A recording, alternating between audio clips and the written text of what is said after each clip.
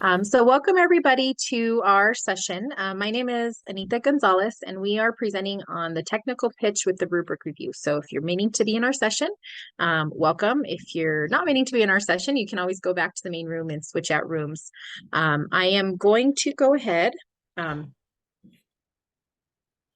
And so, as I mentioned, I am the representative here in our NEDC committee from the state of New Mexico. We do have another member of our team that unfortunately had a family emergency and she won't be joining us today, but she did help put this together. So we definitely want to give her credit for everything as she has really helped us tremendously with this event. And I'll pass it on over to Miss Sarah to introduce herself. Thanks. Hi, good morning. I'm Sarah Halstead. I'm the director for Spokane Mesa in Washington State and representing Washington on the NEDC committee. So glad you're here today and welcome.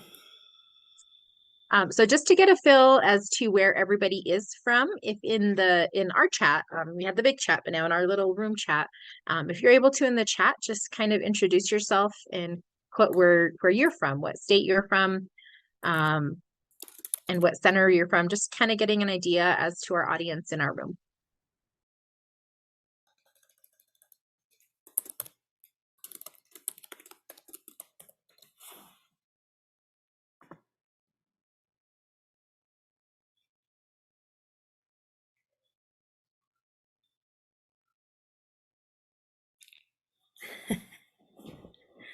Oh, good to see. I was just reading Yes. through. We have a good variety of from all the different states, so that's always good to hear.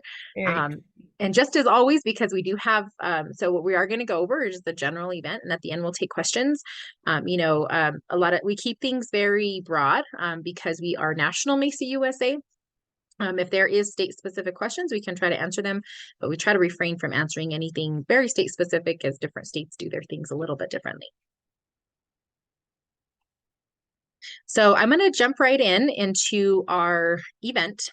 So this year, the event that we're going to be going over is our technical pitch. And so you may have been familiar with Mesa USA competitions of the past, but some of you might be new to Mesa and to Mesa USA. And so what this event is, this event came and morphed as between a technical interview and a pitch, so this is going to be the one event for Mesa USA that is a prepared presentation. This is going to give students the opportunity to share their technical knowledge and their functionality of their prototype. So that's really the highlight of this event, is just giving some time to have a prepared presentation to really showcase the prototype and all the designs for it. So this is versus say other events in our competition, like the symposium, which are more impromptu, more on site. This is the one opportunity that you get to have a prepared version. And this is the full demonstration where all of the items with regards to the technical aspects will be judged. Some very general basics about the competition is that the whole total time for presentation is 10 minutes. So it's going to be really important that you go through the rubric, you understand how to format your presentation, because 10 minutes will fly by when you're talking about a product demonstration, as well as hitting all the requirements for it. And so that demonstration has to be included in the 10 minutes. One thing is we're talking about a demonstration in our rules for this year. There is judge interaction allowed, meaning you are able to work with your judges and have them come up and actually demonstrate your product, or your prototype. So you can talk to them and you can have them look at things, but they are not allowed to ask you questions or to have conversations with you. So if you wanted to give them items, if you wanted to show them items, if you wanted to come try out things, that is allowed, but they are not allowed to interact with you, get clarifying questions or whatnot. Okay. You are highly encouraged also to use support materials. So this is the one event where electronic presentations are allowed.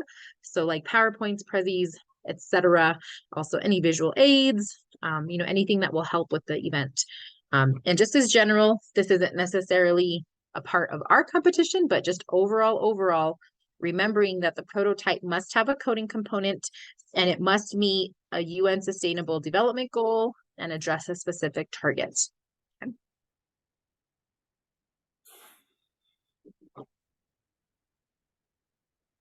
And I want to verify before I go any further, I'm not recording on my end, but Luis Topete from California, he is recording this to be shared later. I know that we have a couple questions in the chat.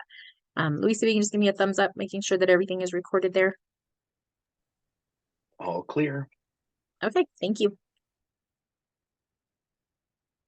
So now going into a little bit more of the what to include during your presentation. So within your within the rules, within our specs, there is really 5 topic areas that we are addressing that are broken down further into the rubric. So within the presentation time, you need to make sure that you are including some background information. So very generally, who is your user? What are users' needs? And how does this prototype address specific goals? So the same judges, just FYI, will not be judging all the different parts of the competition. So your poster addresses something different. Your brief addresses something different. This addresses something different. So within each competition, you are going to be asked to at least give this basic information so that the judge has a general overview as to what your how your prototype is meeting those needs. This event is highly focused on the engineering design process. So it's going to be really important that your students understand not only the final results of their prototype, but also how they got there and why they made certain choices and how those were influenced by the user. They're going to have to be able to understand their prototype design. How does it function, the coding, the technical aspects, and why they selected those materials. Students should be able to generate conclusions about their project, know what worked, what didn't work, how they could change things in the future, any types of redesign, and again, the prototype demonstration. So they should have a working prototype. If for whatever reason it does not work, they will miss out on a large chunk of points within their event. So they are going to have to be able to demo their prototype, share it, and again, all within that 10-minute time frame. Okay. I want to go a little bit into the rubric for the event. This is one of the longer rubrics, but this is also the event that is scored the heaviest or the highest scores. If you'll notice in the review, in the rubric, it does all of our point value is set on a max value of 4. So again, 2, 3 is where most teams will lie. And the excellent, I say 4, but the excellent category is where the teams that have really excelled will be marked in that area.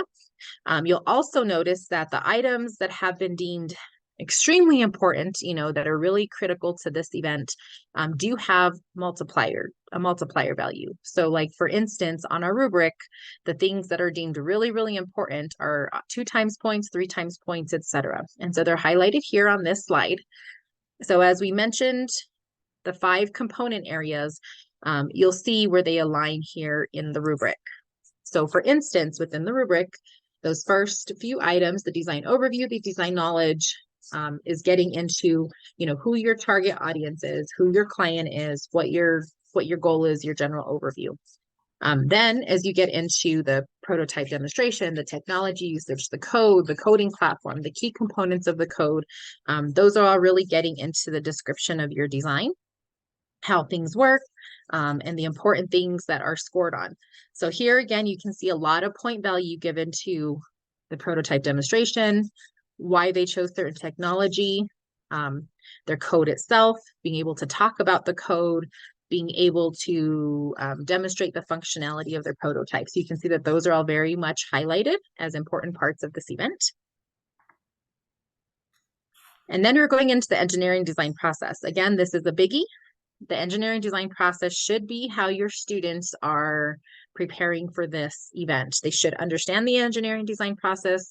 They should be starting a team notebook of some sort. They should be starting to go through, what worked, what didn't work, recording their iterations, talking about, why they're making the different choices that they are, and how that will reflect into the technical pitch, will be reflected here in their score. Okay.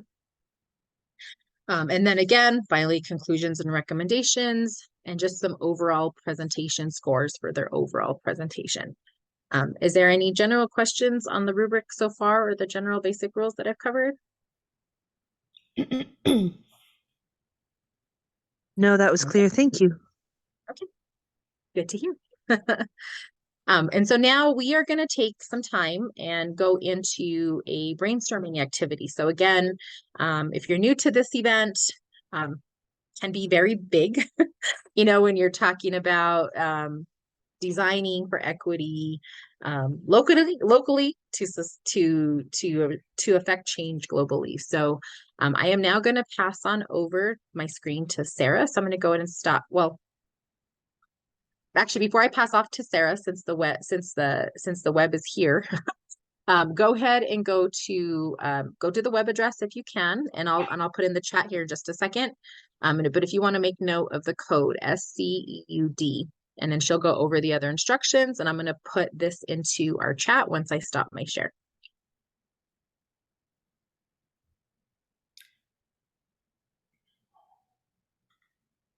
Okay. So I don't know if you're familiar with Nearpod, but it kind of amplifies the utility of our Google Slides presentations or PowerPoints. It's an extension in Chrome, so you can actually use the free version of Nearpod, and you can start to enhance kind of the interactive nature of your presentations. And so I feel I've opened it up for student paced presentation, and it should be unlocked so that you can move from slide to slide without having to complete a slide in order to go on. So this first, yes. I'm sorry to interrupt, but when I go to the chat, I don't see anything but the main chat. Where is the link? Oh, it should be in there. So let's get you in there. Let me see. So down at the bottom, Anita, of your speaker notes. No, it's there. Did you just see? I put the web address, and then now I just put the one with the code attached. Is everyone able to access that in the chat? When I click on the chat, I see the main chat. I do not see what you just typed in. Oh, I just Googled nearpod.com. And then if you log in as a student, it's SCEUD. Yeah, no, it's in there. There was some few that, so maybe I marked it to everyone. I will re-put it again, but it's in there a couple times. You might need to scroll down in your chat. If you were chatting earlier, it sometimes gets stuck, so you have to like scroll all the way down. Oh.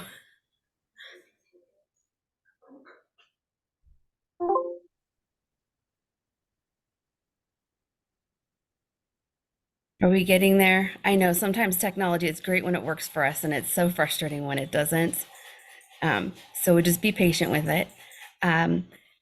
So let us know in the chat, or even just unmute if you're still having a struggle with it. The code, this should be able to enable you to move forward using the white arrows on the right. But the very first page is taking you to, if you click on that page, actually it should pop open the United Nations Sustainable Development Goals homepage. And this is new for the National Engineering Design Challenge this year, to tie a community-centered, human-centered solution to one of the goals within the UN Sustainable Development Goals. But also, even more, is to tie it to a target within those goals. So I'm going to navigate over to that page while we're still working on pulling up Nearpod. And I'm going to share with you kind of how to use this page, but I'm also going to frame it up for you, because what we're realizing is, and I have to give a shout out to one of our teachers, Grant Vetter, who's I think in our breakout room right now. He's his 7th grade students and his colleague Matt West, 8th grade students from Gary Middle School, helped us to kind of guinea pig this.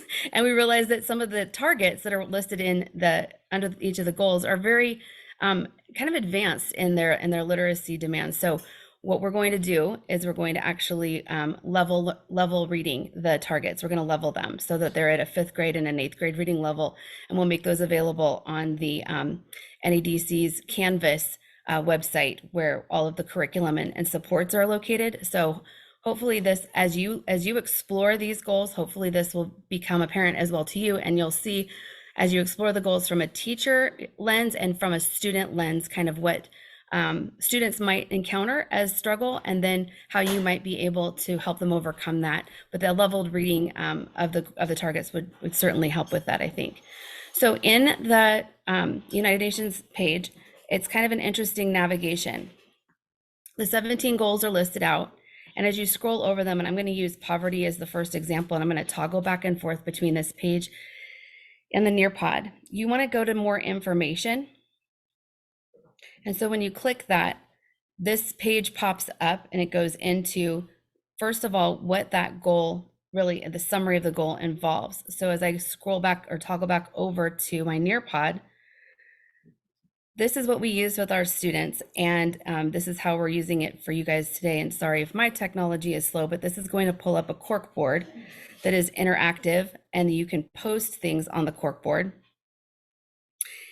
And so what we had our students do was fill in the summary of the goal as a posting, find facts about the goal that surprised them, look at the targets and find which targets they thought related to the National Engineering Design Challenge and that were student friendly, not just requiring a government body or an NGO to be able to provide this solution. And then the project ideas that might relate to this goal, that they could just brainstorm some project ideas that might relate to first starting with poverty. So we assigned students in groups of 2 to kind of unpack these together. And that's where we discovered the struggle is real. So first of all, the very first thing that they would do is they would go into, and what we're asking you to do today is find the summary of what the goal involves. So ending poverty in all of its forms everywhere. You would just go ahead and type that in as the summary, and then ending poverty for all. And then we hit enter and post it. And so then we can see that's our summary. And as we go back over to finding facts that are fascinating or surprising to us, as you scroll down, there's infographics on each of those home pages for the goals. And might have to magnify it a little bit, but reading for facts that surprise them. And there are a lot of facts that surprise, I think, a lot of us about some of these goals. So finding a fact and being able to post that. And then if you scroll back up, you look and see that there's targets and indicators, and this is where the targets are going to be listed out. And as you start to work through these targets, you can see that the language gets a little bit higher and possibly even enters college level thinking. So we were unpacking this with our middle school students, and I think it's good to encourage them and challenge them to lean into the challenging things like this, but also to be able to scaffold that is really important. So as you scroll down and you see these targets listed, reading through the targets and trying to discover any that you feel that could be more student accessible as a target that they could pursue. So what we've noticed is that students come up with ideas that they're passionate about for problems in their community, and then they look for the goal that matches it and look for the target that might match it. That's one approach. And another approach is that students have been exposed to these goals and targets and have come up with a problem and a solution that are aligned with the targets that they've discovered they have a passion to be a change maker with. So both have worked really well for helping students to find the idea that they want to pursue a solution to, the problem they want to pursue a solution to, and then align it with a goal and a target. So what I'd like to do is let you decide amongst all of the different goals that are available, what one you would like to unpack for a few minutes. We'll start scrolling back and forth on the screen that we all see, so that we can just see what people are contributing. But if you could actually just unpack for yourself one of these goals in the way that it's described here in the directions and start posting some of your answers, that would be amazing, just to be able to kind of see what students might experience when they jump in here. And we can go in to all of the different, you should be able to scroll forward and go into all of the different goals. My apologies for my delay on my end. We're going to give you about 10 minutes to unpack that. And so, Anita, if you want to go ahead and start that clock, that would be awesome. And please feel free to unmute yourself and share out a question or something that you're encountering, experiencing. This is not just a silent time, but it is kind of your own personal time to unpack it.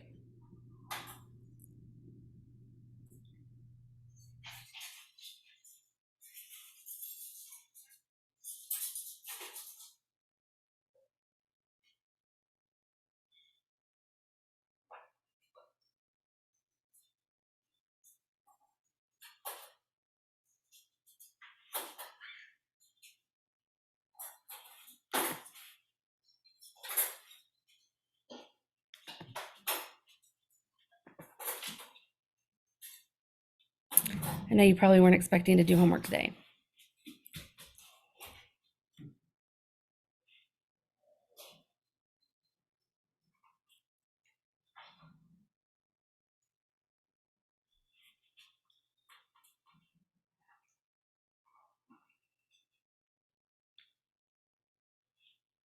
So what I'm hoping to see as we scroll through here is that you're able to find the summary and able to unpack a fact that maybe is surprising to you and contribute on the corkboard so we can have some discussion around some of those contributions.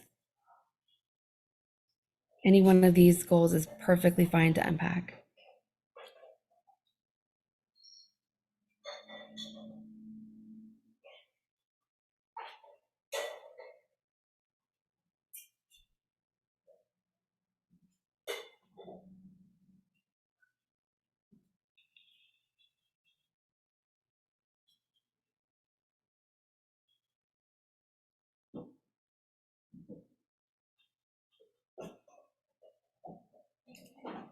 And if you're still not able to access this, please let us know in the chat.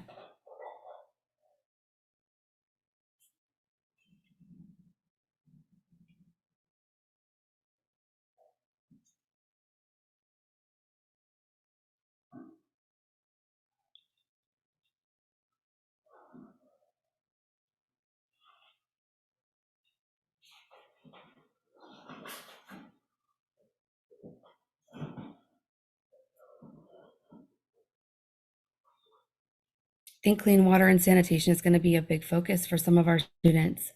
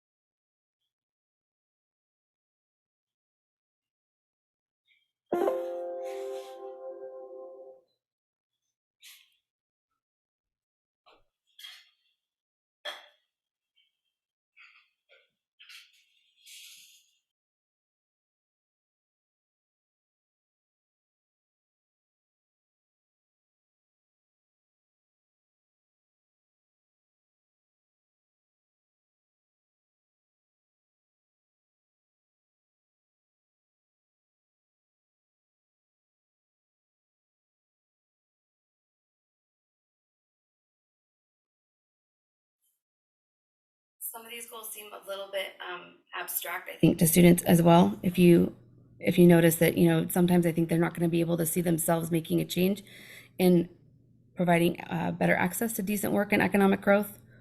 So although we want them to be familiar with all of the goals, I think some of them are just going to seem a little bit far reaching for them. And unpacking the word infrastructure was also, something that our students just don't use that word very often.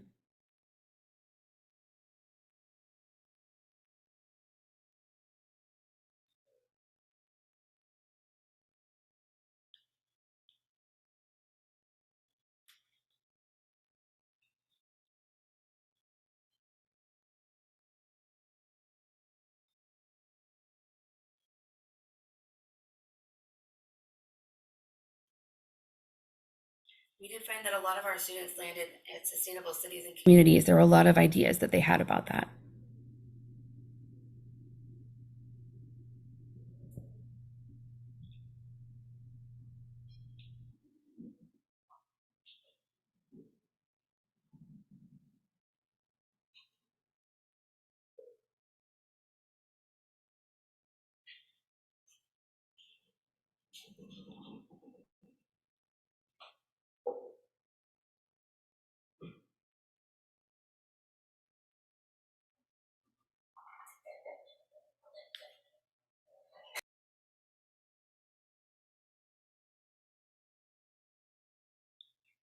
I think they're passionate about life below water and life on land, and we're still trying to encourage them, of course, to tie that into a community-centered, human-centered, solution.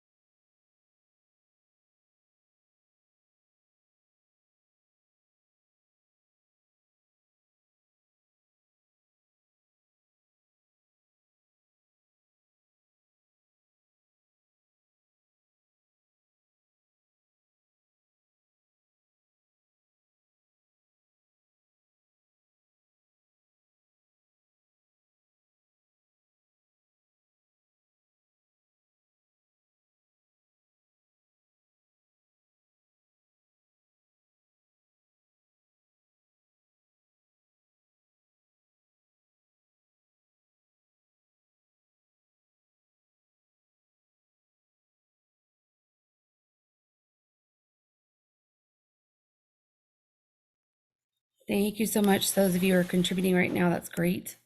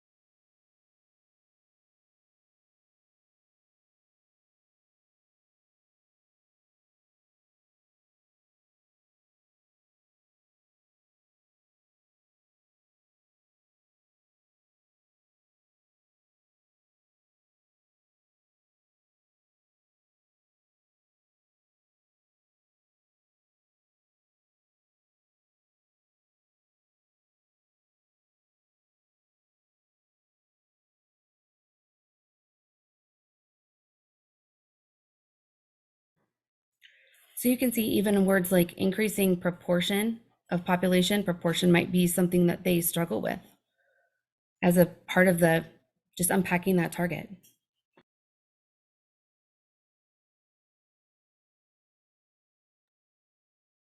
And just as a time check, if everyone can put in their last ideas, going to take a few minutes, Sarah, to share out what has been posted, but please take this last minute to put in your last ideas. I also think that sometimes you can go down the rabbit hole. This is Cheryl from Maryland. Just because, I'm going into these, there's like so much, there's like all those related topics, and then there's progress information with a whole bunch of other links. And I'm afraid of students, we have middle schoolers, just getting overwhelmed by how much information is under one goal area, and scaffolding that and kind of controlling where they, not really controlling, but guiding where they go, because there is a lot and it could overwhelm an 11-year-old.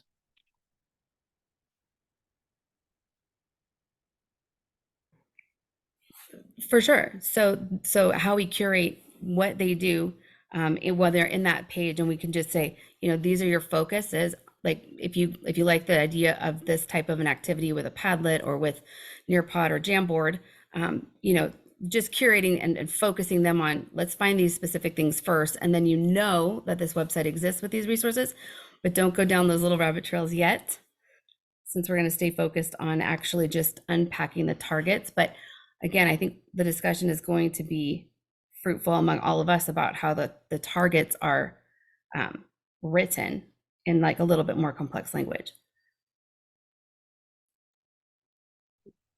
I really Sarah, like if you want to go. Oh, yeah, I really like the idea of that solar panel, solar oven that was under clean energy. I super appreciate you making these contributions. We did not make the names visible as far as the contributions. There's a little eyeball down here where you can show student names. I don't know if you can see my screen all the way down at the bottom, but I super appreciate you posting and unpacking and just participating in this short introduction to how the targets look.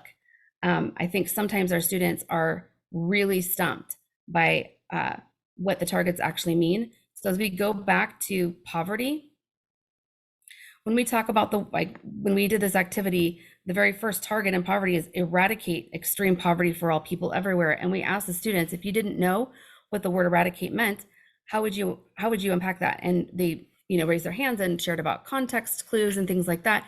And we showed them how to highlight the word, drop it in Google, and just look it up in the dictionary and see if the dictionary definition they could replace for that word in the sentence. And then they understood that it was to end extreme poverty for all people everywhere. But then they also said, well, but that's a pretty high goal.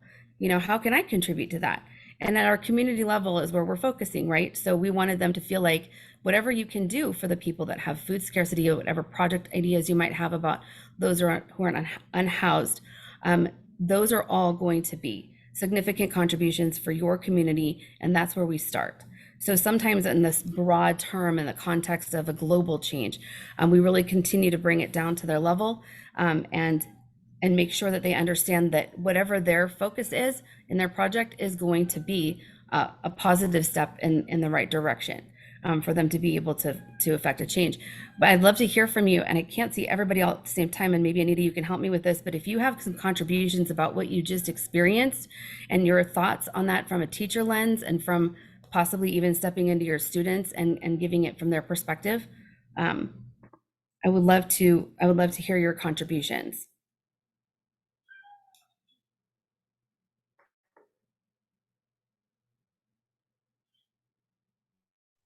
Can I say something?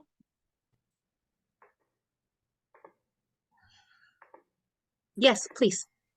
So, and this has been happened to me last week.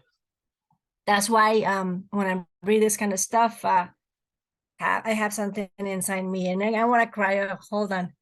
I was in the hospital last Friday.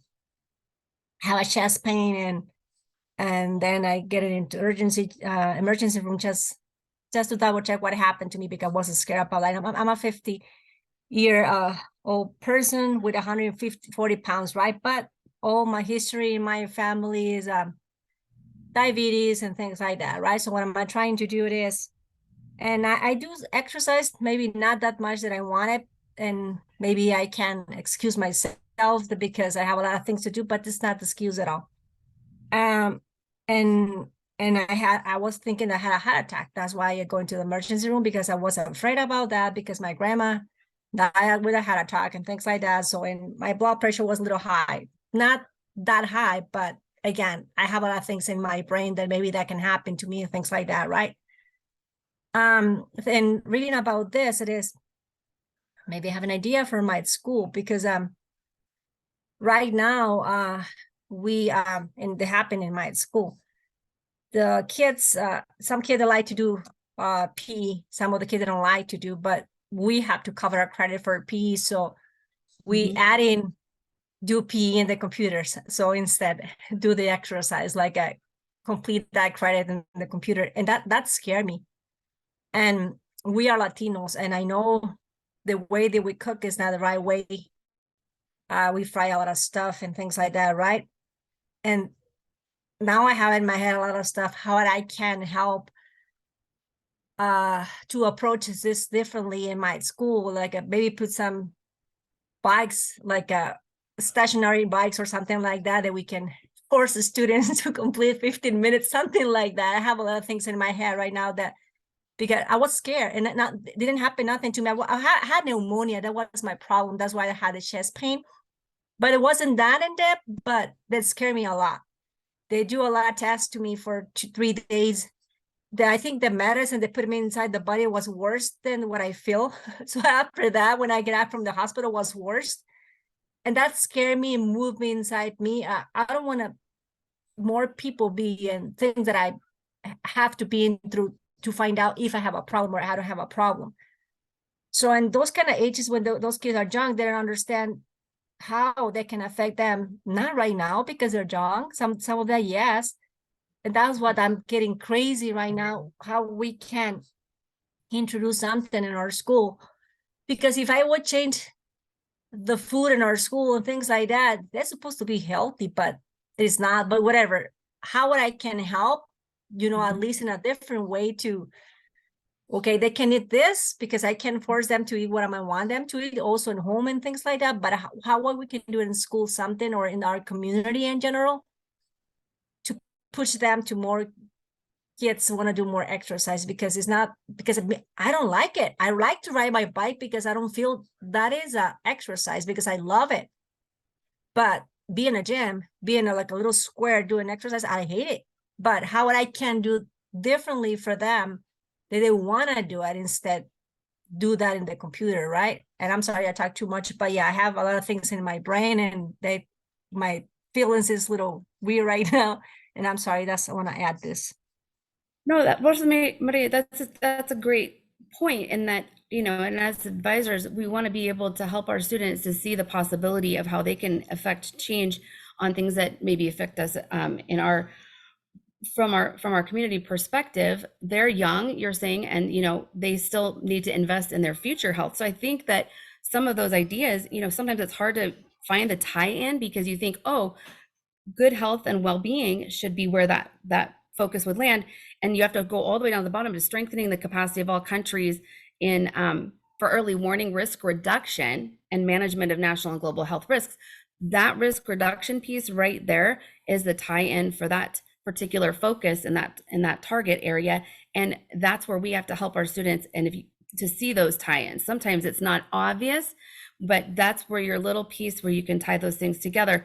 And for all of the teachers and advisors that are on right now, you can see the complexity of some of these targets, and you can also see that some of them are just seeming to be more government based than actually, community member based, like somebody in their own community, in your own community, could affect that change. So we really have to start to unpack these for ourselves, and then obviously make them accessible to students and how they can approach it. We will probably want to have them in multiple language to be able to translate, so students can really comprehend and apprehend all of what's being spoken about in these targets. So this is new, right, this year for the National Design Challenge, and it's something that all of us are going to be grappling with to be able to help our students find the right targets to match their to match the goal and to match their project. Thank you, Anita. I super appreciate you switching over. So thank you all. Sorry, I know it was a great discussion, but we do have about 6 minutes left in our presentation time. So we have a few more things that we want to share with you all before we end this session. Here on the screen is just kind of some final, like, I guess, tips as you're getting ready for when you're preparing your final competition materials. Sarah gave some excellent resources and a great way to start with the research and start developing your prototypes. And then as you're going further into your project, it's really important, early on to get that engineering design notebook started as they're going through the different, brainstorming processes and, everything else that they're starting. It's also nice early to determine the technology usage that they may want to use so that you can work with them to assist, get them the resources that they need to start working with, whether that be an app, a website, a microprocessor, whatever that may look like. They can start working through some of the kinks and the knowledge needed to be able to do that. When they get closer to the end, just making sure that they practice is, and within our little minute here, just time goes fast. That 10 minutes will fly, but it's going to be really important that teams know their material, that they are very familiar with their project to be able to maximize the points within the rubric.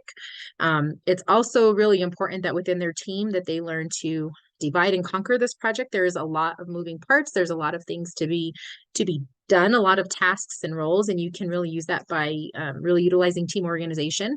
And then when you get closer to the end, you're thinking about supplemental materials to bring in, whether that be your code, your notebook, iterations, just making sure that whatever they're using, that they know the rationale behind them and there's a purpose for them. And so essentially this event is geared for students to be comfortable sharing their project. They should have ownership of their work. We should be able to ascertain ownership of that work, and just being able to just really share out and be knowledgeable about their project. Okay. In this last slide here, we're going to take probably about 3 minutes, as there's a survey here at the end that we do need to complete that Luis has shared with us.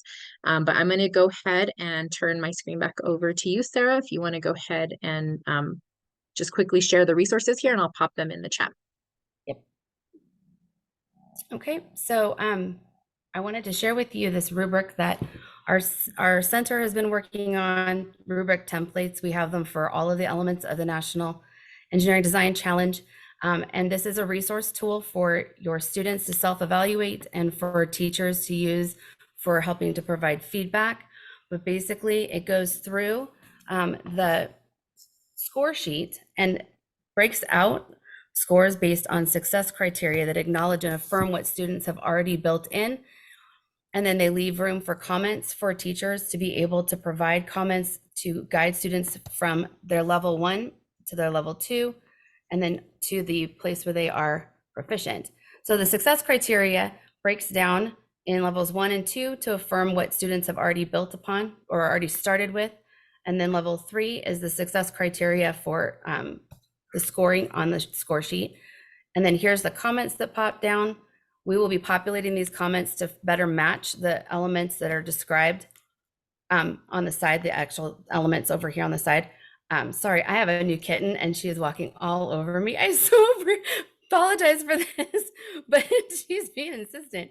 So then actually the level 4 success criteria is designed to encourage students to lean into a higher order expression of the level 3 criteria, which would be expanding into more synthesis, analysis of evaluation, innovation, creativity, or just expanding the utility of their project to meet the needs of more populations.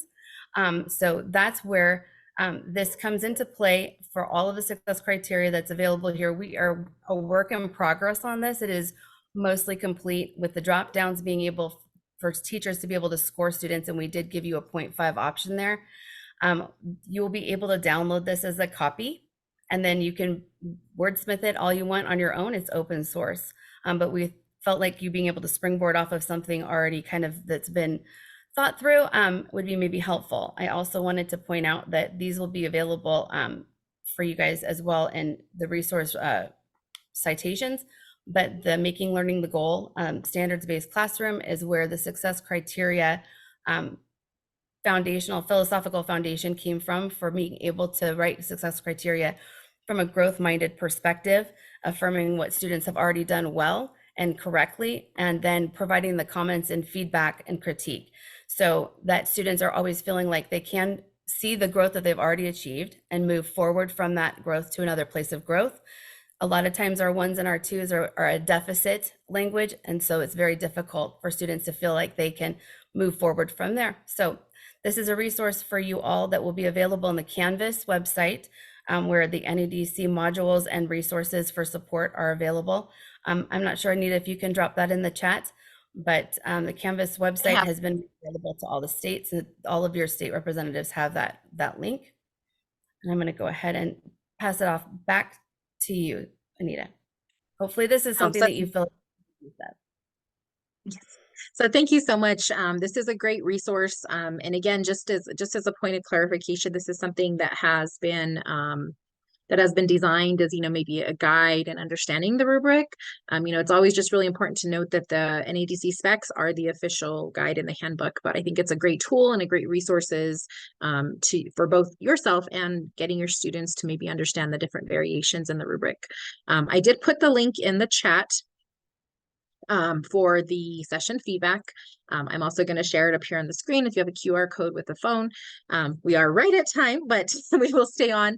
I was answering questions in the chat as they came up, but as you all are completing your session feedback, if there's any last questions on anything that maybe we went over, I know we kind of went through everything.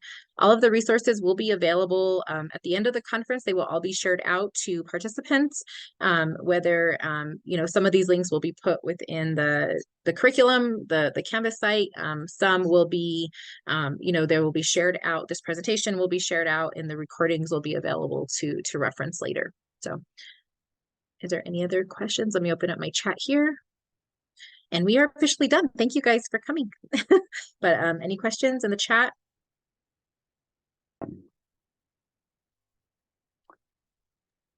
Help us out here. Kickstart us. All right, hi everyone. My name is Bill Pike. I am the coordinator for Arizona, which means that I do all the teacher training and all that kind of stuff.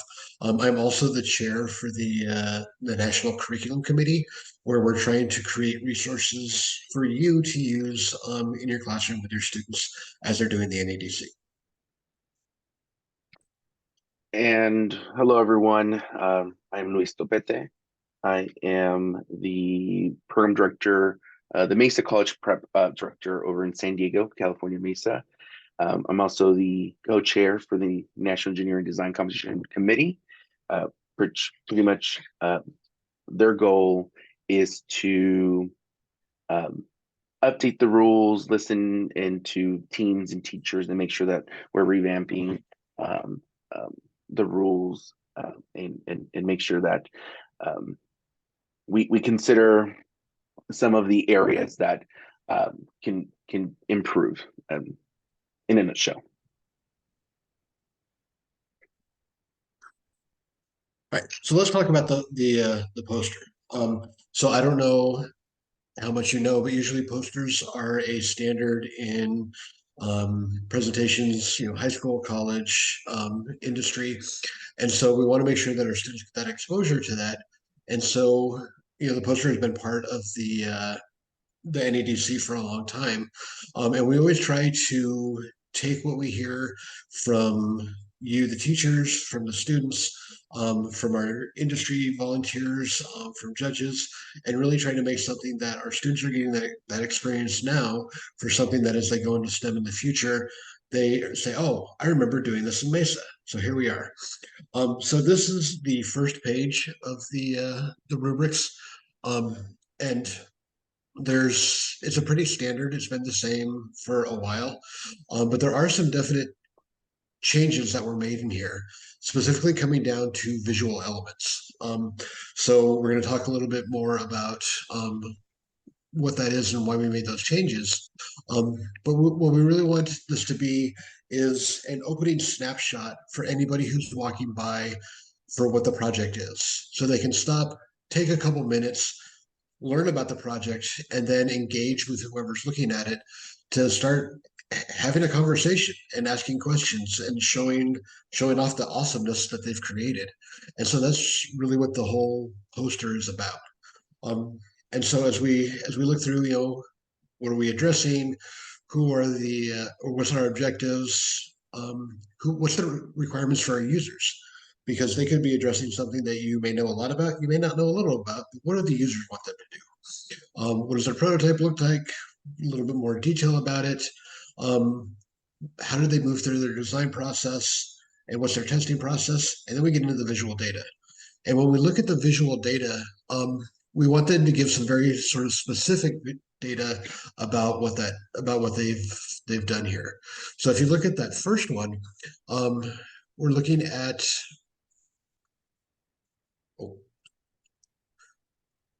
and then as Sorry, we come Bill, to this, was that already for the poster or the one before? that was going back to the one before. So when we're looking at the visual elements, we want to make sure that they're being very specific about what they are addressing and what that data that they're showing is. And they can present their data in any way. It could be a table, it could be a chart, it could be a graph, it could be whatever, because it ties back to how they do their testing. But we are wanting to be very specific about this is what their data is going to be. All right, now I'm ready for the next slide, Luis. And then here's just some of those, I like to call them gimme points. Is it the right size?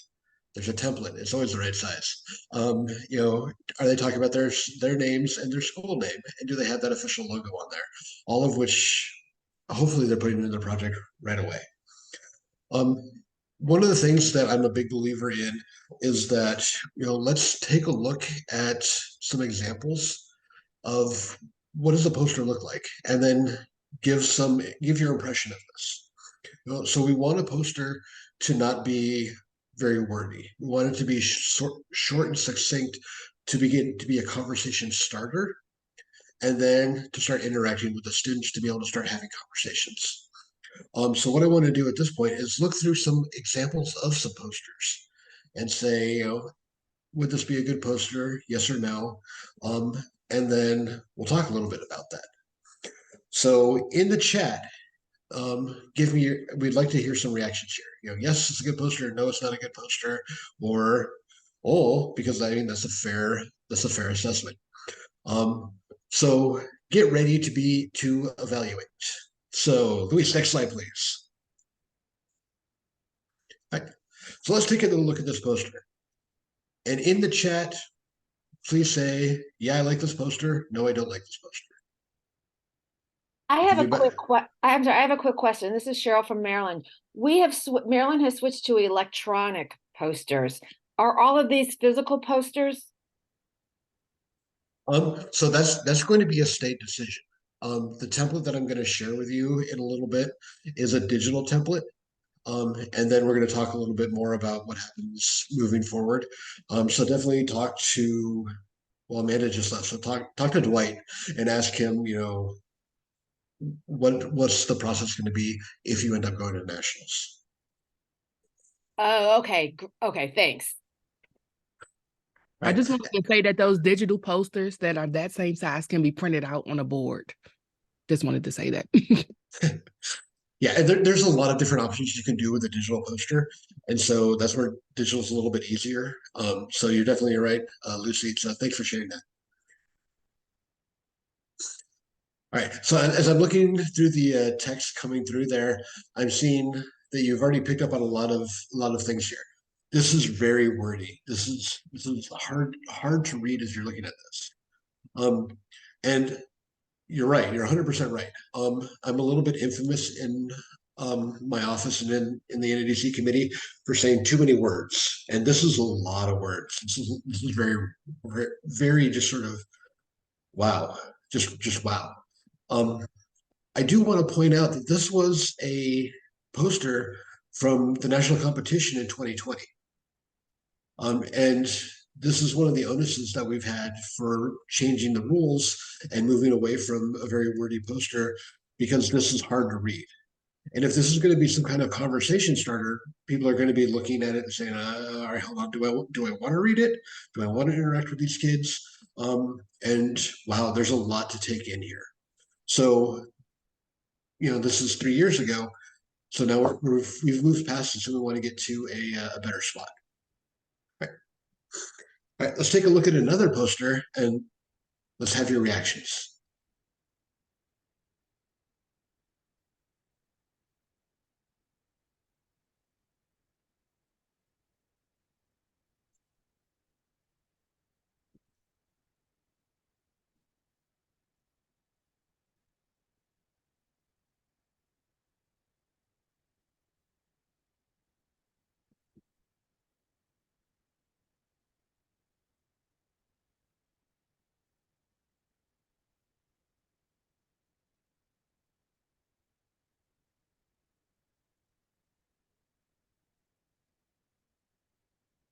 All right, so as I'm looking at this, I'm seeing a lot of good things, easy to digest. And I noticed, I think it was Kurt put in there, great pictures, but there's no data. Still a little bit wordy. All right, this is the organizational piece and the sort of trying to marry that picture versus text in that space. So this would be a better poster. This would be, maybe about a 75% of the points on a poster. So it's better than the first one, but it's still not exactly getting into that informational space that we're looking for. So it is a decent poster. I'm not gonna, if I was gonna give this a grade, I'd give this like a C plus. But there are some definite rooms to improvement.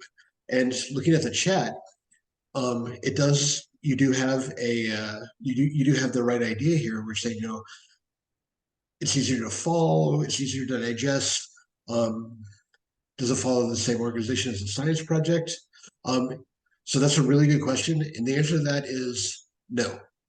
And we're gonna talk a little bit about that in a couple of minutes. Okay, so let's take one more look at a poster. This is going to be the last one we're going to look at. So, what do you think?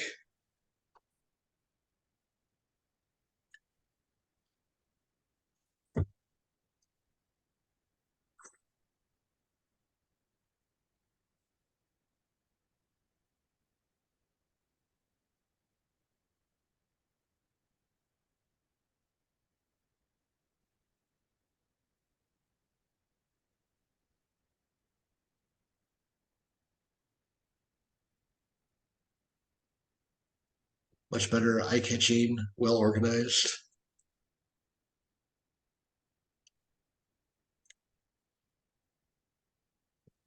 Too much on the pretty, not enough space for the info. Nice organization, no data. All right. So this is the vibe we're trying to go for. Would it score well in the rubric? Maybe not, because it is definitely missing some elements in there. But this is the sort of vibe. It's well organized. It catches your eye. It draws you in to be like, oh, I want to take a look at this. I want to read more about this. And it is a little bit hard to see on the Zoom screen. So, there's that space of that. But this is the poster that fits the sort of space that we're trying to go for. Let's catch your eye. Let's draw the people in. Let's get some conversation. It's a conversation starter, and this would definitely do that. So as we're looking at our posters, the teams can design the posters in any ways that they feel best represents their data, best represents their project. We're not gonna try to dictate you have to do it this way or anything like that. Because we know kids are going to see things differently and different teams see things different ways.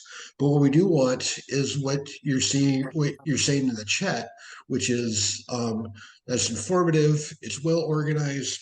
I can see a lot of things. The pictures and the text are much more complementary in this space. And that's what we're hoping for with the posters that the teams are creating. And that's really our goal for that is let's get something that's easy to read and easy to look at. So next slide, please. All right. So looking at this, I've referenced a couple of different things. We've got some spaces here. So I really want to make sure that I give you some tools that you can use when you take back to your classrooms. Because I can sit here and say, oh, this is great. This is how you should do it. But it's really what happens when the rubber meets the road. Luis, can you click on the curriculum link?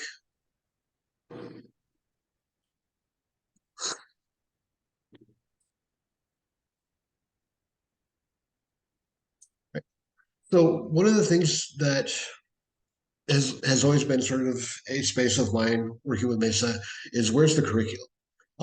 Before this, I was actually a classroom teacher doing Mesa, and I wanted to know that. So we've tried to create a curriculum that's usable and adaptable for you to be able to do. So when you look at these spaces here, notice how we give you a scope and sequence, and then we've given you an informational space for 3 of the 4 spaces of the competition. Which is just something you can give to students or something for yourself if you're like, I'm not quite sure what they're asking to go back and look at. And if we go down to goal 7,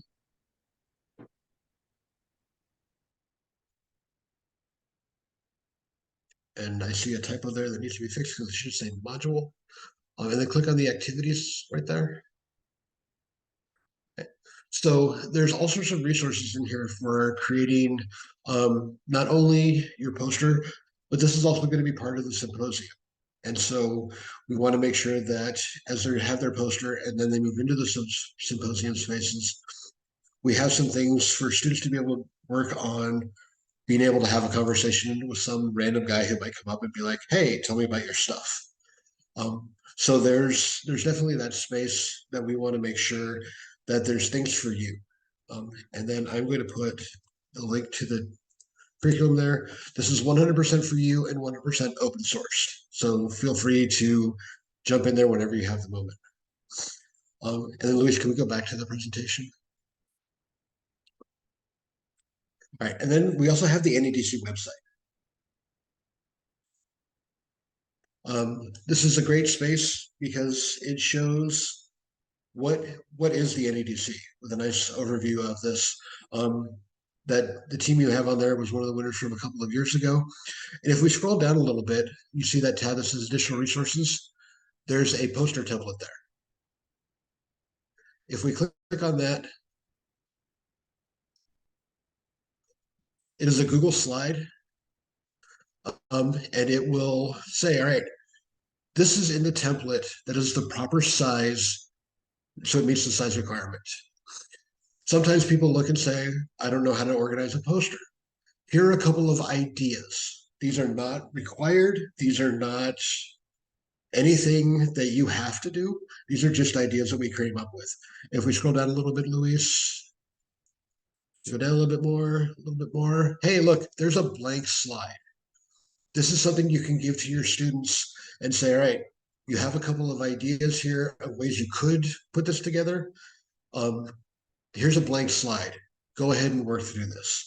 And the nice thing is that for all the digital things, so like Cheryl, you asked about the digital component, you can just save it, and that's how you can turn it into there, and it meets all the different requirements. And students can work in this for multiple spaces as they're coming through and say, all right, we know what our problem statement is. we're going to put it into the slide thing. We've got it ready to go.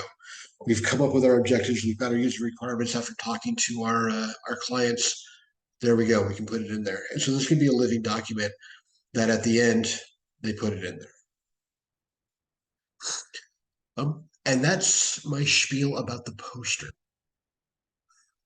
So I don't know if anybody has any questions before we move into the symposium.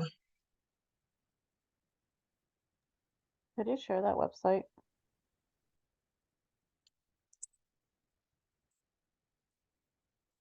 I will put a link in the chat. Give me just a second to pull it up. Thank you.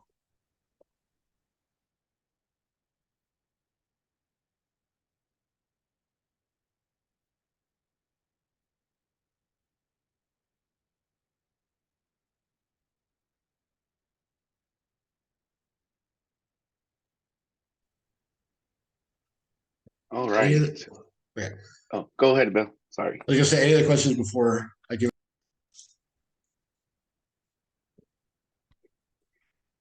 And you can definitely add these questions in the chat. We'll definitely get to them. I know that I had to step away from my desk a quick minute, but I will have Milagro. She just presented over at the STAR method. We've been working very closely with Symposium, STAR method.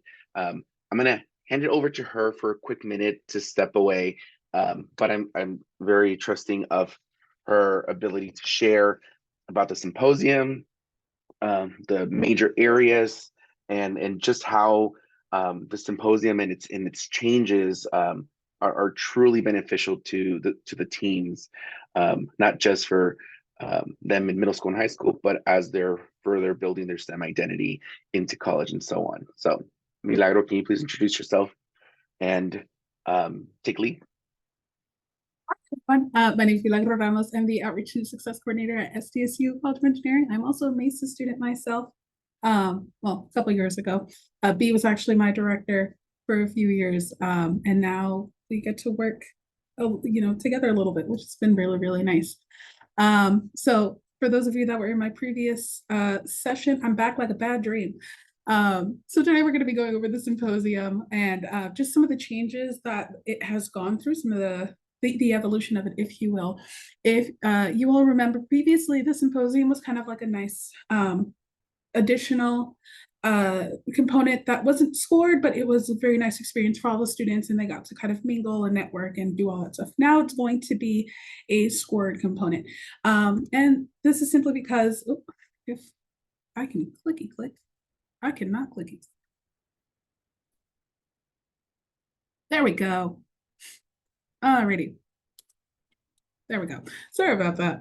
So poster presentations, and these are slides that you will see. Our colleague is going to be presenting these slides as well in the next session in breakout room 2. But this is a lot of good information to know about, and so we're going to kind of reiterate here. Poster presentations are typically done by college students, usually by their 3rd or 4th year, once they've started doing their own research or like a capstone project or something of the sort. So it's very, very rare for middle school students and high school students to have that experience unless they themselves do research in high school, like they work for a lab or, they get in with some kind of company that does research.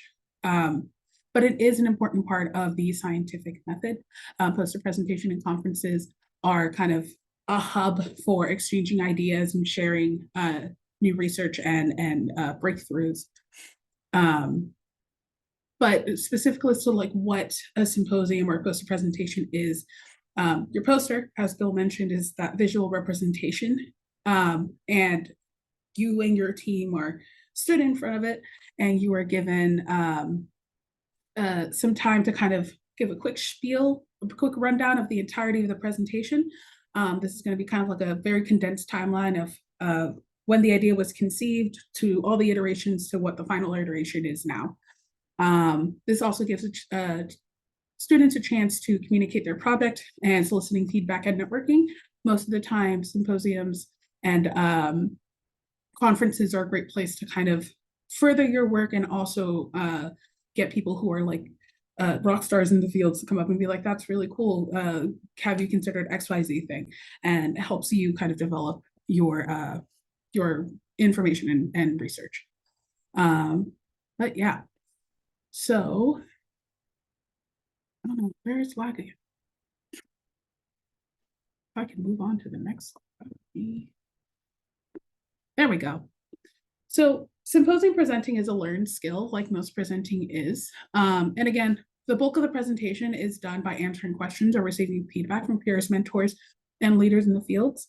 So most of the time after you kind of give that verbal abstract, which we will talk about a little bit later, after that verbal abstract, the audience is allowed to give or is allowed to ask questions about specific parts of the poster or about specific parts of your work, any potential challenges they might have had or you might have had. And then from there, it's just kind of like back and forth, answering questions, asking more questions, so on and so forth. Now, this smaller audience, as you can kind of see from the picture, it's maybe like the two presenters and like one person that's answering questions, or maybe they're answering questions for like two people. So it allows for more personal interaction. It's less of like, here is your audience and here is the presenter. It's more just kind of a group of people all kind of like chatting. It very much just looks like a conversation. And again, as I've mentioned, it is an important part of the scientific method. The last part of the scientific method is sharing results. And along with publishing conferences and these poster presentations take up the bulk of what it is to actually share results.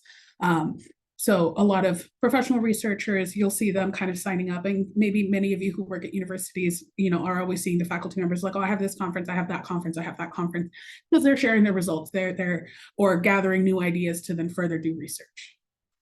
Alrighty, so specifically for NEDC, someday I will get this to work. Haha. There she is.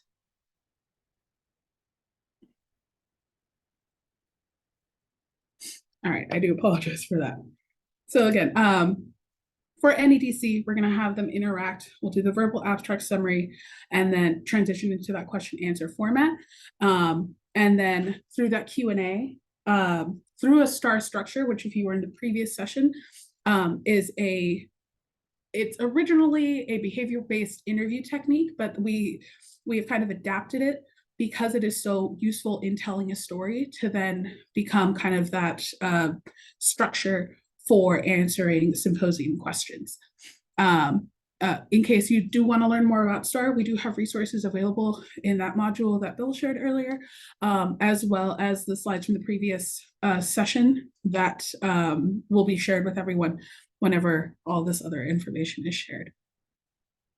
But yes, so the way we're going to kind of work this year with the symposium is by visiting three major areas. We have the verbal abstract, the discussion prompts, and the extemporaneous elements and quality of presentation. So these are kind of going to be the big main three that judges will be looking at. So to begin with the verbal abstract, this is essentially the elevator pitch of the presentation. So in a symposium, when it's like a giant room filled with posters, you walk up to a poster and typically whoever is, or the team that's leading that presentation will kind of give you a quick spiel as to what their research is. And so students are expected to quickly run down the main points of the project, so the what, the why, the how. This verbal abstract should very much resemble the outline of the project timeline. A good kind of tip for students is if they've written an abstract, if they can kind of just memorize that a little bit, maybe adding a few things here and there or taking out some stuff that they can talk about later. But essentially it's just reading out the abstract of the entire project. That's what we want to know, because it kind of gives that outline of what we need to know. Now, for the rules, there is no specific time limit for the verbal abstract, but keep in mind they are limited to 10 minutes total. This is including the Q&A, and judges are required to ask 3 prompts. They might ask more if there's a little bit of time, but at the very least, it will be asking 3 prompts. So it's recommended that verbal abstract is no more than 3 minutes, maybe 4 if you're really pushing it, just to kind of make sure that there is enough time to ask questions afterward. And then the rubric here is will address or highlight the areas that must be addressed. Mostly the elevator pitch or the verbal abstract for this particular component is going to focus on kind of the reasons why, the project goals, and the design overview. And again, this should be kind of limited to 3 minutes, or if you're really pushing it. Alrighty. So the next section we're also going to be looking for are the discussion prompts. So this is going to be that Q&A portion. So after students or presenters have given that verbal abstract,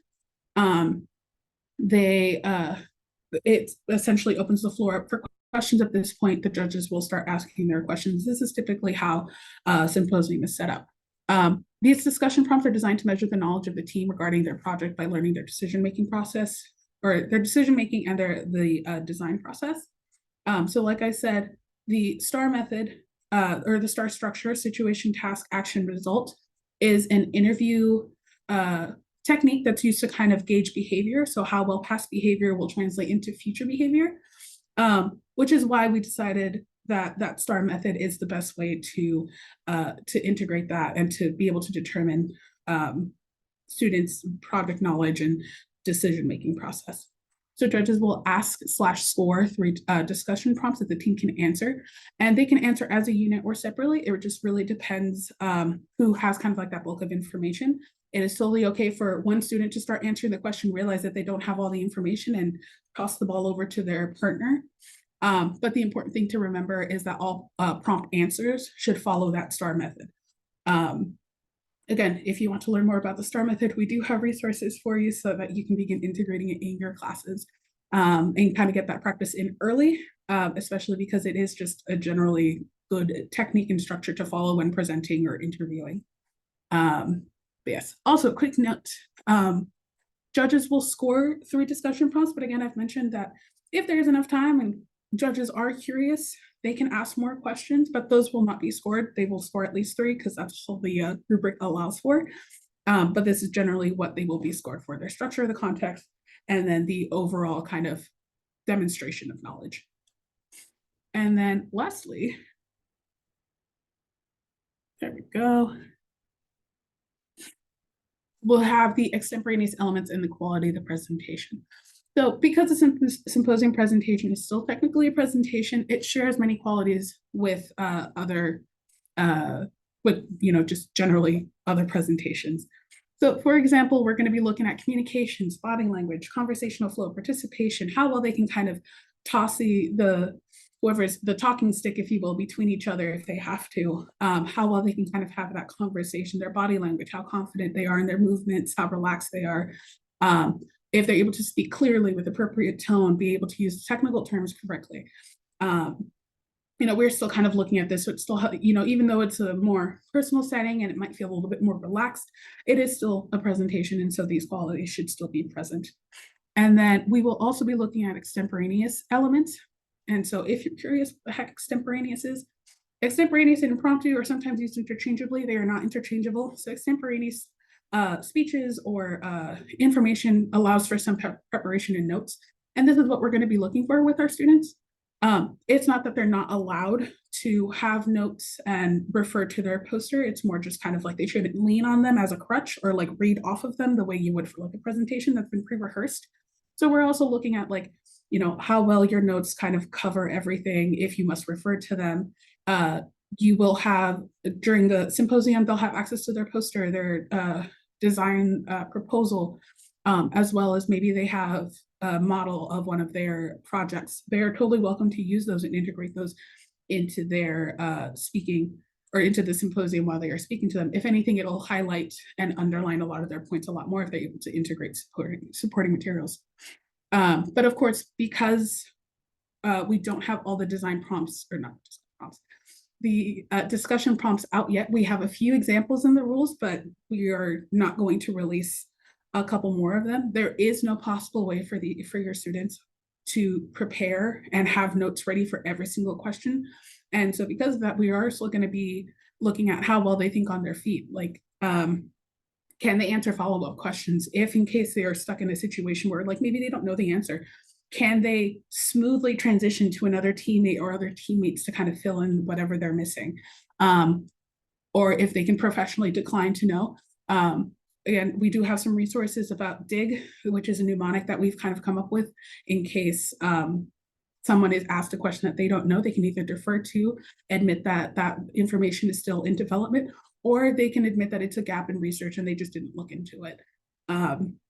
So these are stuff that are also going to be scored, just to kind of fill out, not to fill out, but it adds an extra quality to the symposium that is particularly special to symposiums that you wouldn't potentially see in like a prepared like technical pitch or in a technical presentation. Alrighty. There we go. So we do have, okay, so just to kind of wrap it up, I know we have a few minutes left. Some things to keep in mind when it comes to the symposium. While we are calling it a presentation, technically it is a presentation. You know, there is information being presented to an audience. In practice, and when you look at it, when you're kind of experiencing the whole thing, it's more of like a guided conversation, and thus the flow will be more of a guided conversation. You know, I've been to a couple of symposiums, and it's very much just like people are chatting, they're laughing, but they're also still getting their information out. You know, because ultimately it's like, that's what it is. It's a chance to kind of like talk and also be guided in this conversation about whatever research or project that you have. Number two, think outside of your rehearsed speech. Many students, me included when I was doing NEDC, always had notes in hand because I wanted to refer to them and wanted to be prepared for any question, but that you can't really do it here. It's better to just kind of know generally the information that you need to know and be able to refer to certain notes or be able to refer to supporting materials if you must, to kind of refresh your memory. But there is no way to kind of have a rehearsed speech. So being able to just kind of step away from that mindset and keep it more just like more of a conversational flow than kind of like that whole rehearsed speech with notes. And then lastly, last thing to keep in mind, always have fun, especially because you were taking part of the scientific method. Students are part of the scientific method whenever they do this. They're coming up with new ideas, they're coming up with new hypotheses, and hopefully, you know, if they decide to take this further, if they when they go to college, they could come up with a patent idea. And of course, they will have to do this all over again because sharing results is part of the scientific method, and we love to get them involved in that. Alrighty, I think this is the last slide. There she is.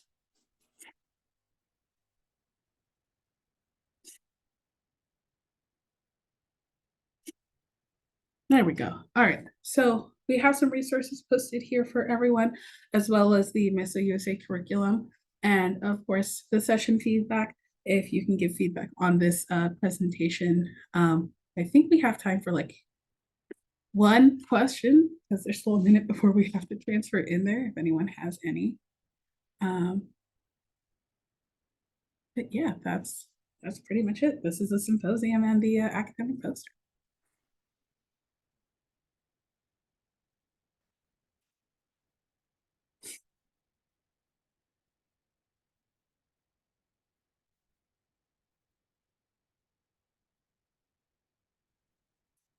And then, of course, if anyone has any additional questions, please feel free to email the NED or mesanedc@gmail.com email, and you know, ask your questions there. I'm sure they'll be forwarded to the right place. I know this is like the implementation of the symposium being scored is very different, but it is a learned skill, and I think students will kind of enjoy having that difference in presentations.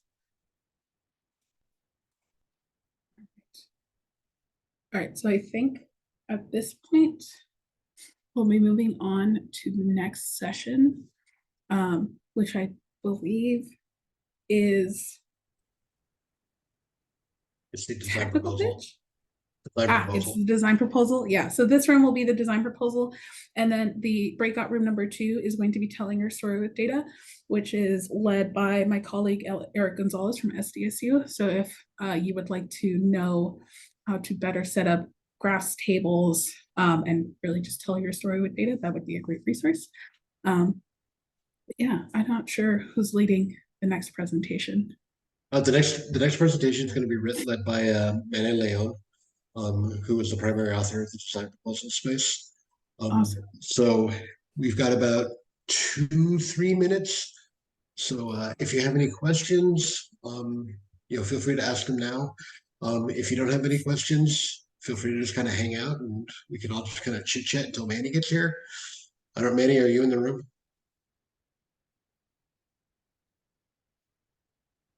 I'll take that as a no. So, um, if not, I always like to make sure that I share my appreciation for being here today, because I know it can be tough after a week of teaching, and also just for the work that you're doing, because I don't know how it is in other states, but in Arizona, people are volunteering their time a lot of the time instead of getting paid to do it. So we really appreciate you for doing this, and so thank you.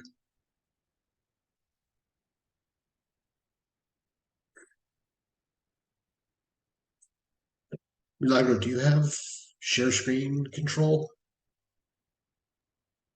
Kind of. Because I know Luis is still dealing with what he's dealing with. Yes. We should probably stop sharing our screen. Aha. Of this session. So hello everyone, welcome. Thank you for being here, sticking it through to the end. This session is going to be on the design proposal, which is somewhat new for the national competition. Let's advance my slides. Hopefully it moves forward here. All right, there it goes.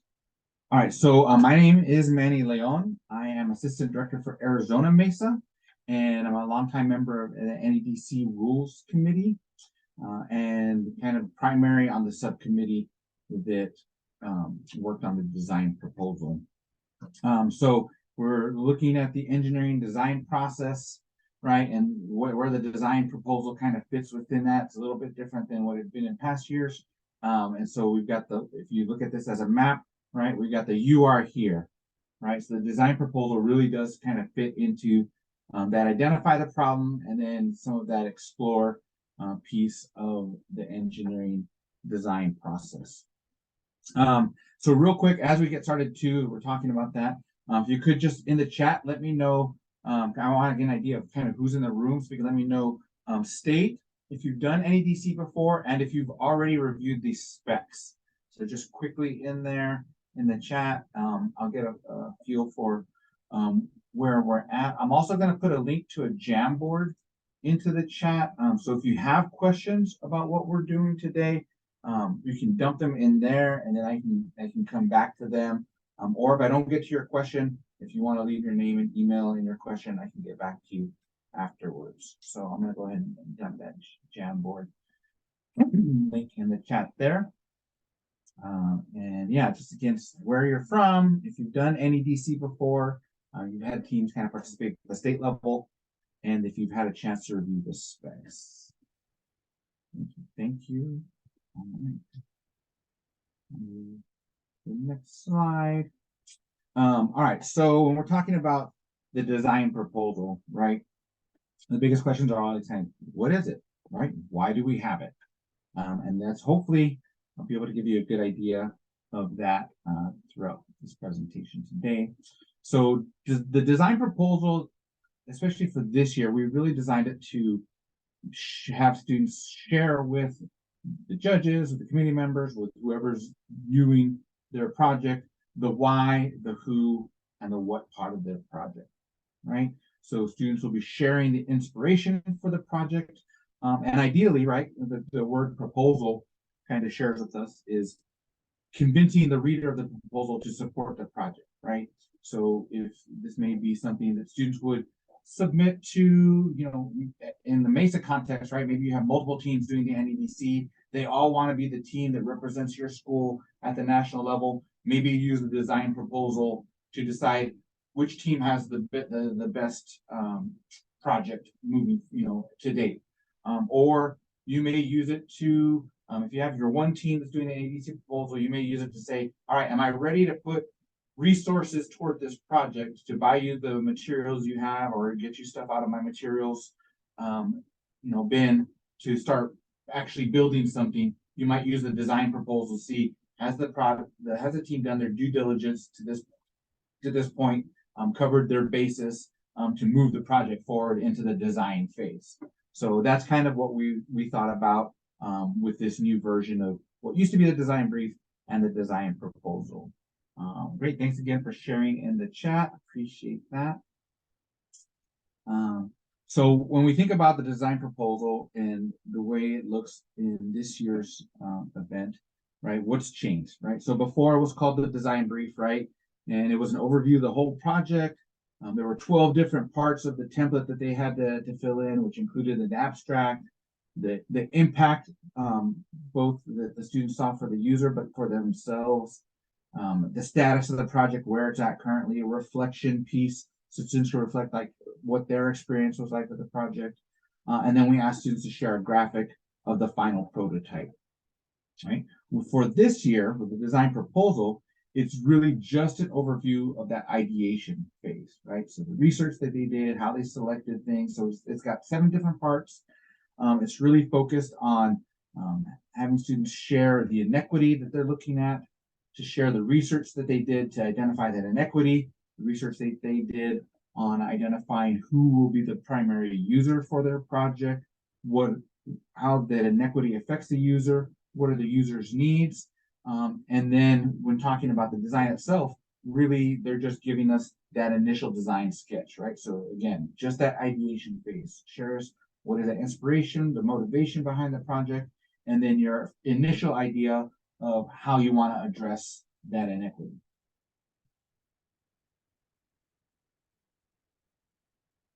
All right, so what do you need to know about the current design proposal?